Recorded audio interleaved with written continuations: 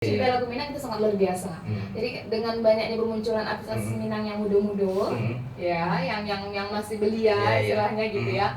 Alhamdulillah semakin semakin mendekatkan musik Minang itu sendiri ke kaula muda gitu dan bukan bisa bersaing, tapi malah senang ya.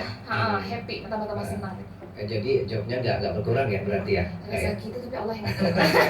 Rasa tidak pernah habis dari nama saya juga ya, habis acara ya. Iya, berarti jobnya masih tetap jalan, tetap berjalan dengan semestinya ya. Iya benar. Kalau proses album ini berapa lama nih? Oh, kalau perencanaan atau gimana gitu? Iya, kalau Fania sendiri sama istilahnya pun ada tukang itu kan rumahnya lama jadinya. Jadi walaupun studio di rumah tetap aja lama jadinya. Oh, berarti itu setahun ya? Enggak ada, 6 bulan lah. 6 bulan ya? 6 bulan 7 bulan. Tapi persiapannya lama, tetap aja setahun juga selesainya. Itu. Berarti itu ya, mungkin lebih banyak ini ya, lebih konsepnya lebih matang lagi ya berarti ya pengennya ya untuk album ini ya. Insyaallah.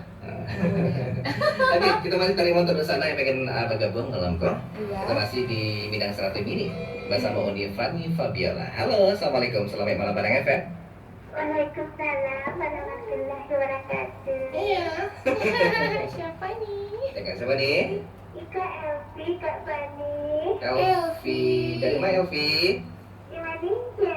Oh, dari Maninjau. Jauh, warga Maninjau. Apa kabar? Apa kabar? Devi ya, Devi. Elvi, apa kabar? Sehat saya sayang. Alhamdulillah sehat, Kak Bani, Mbak.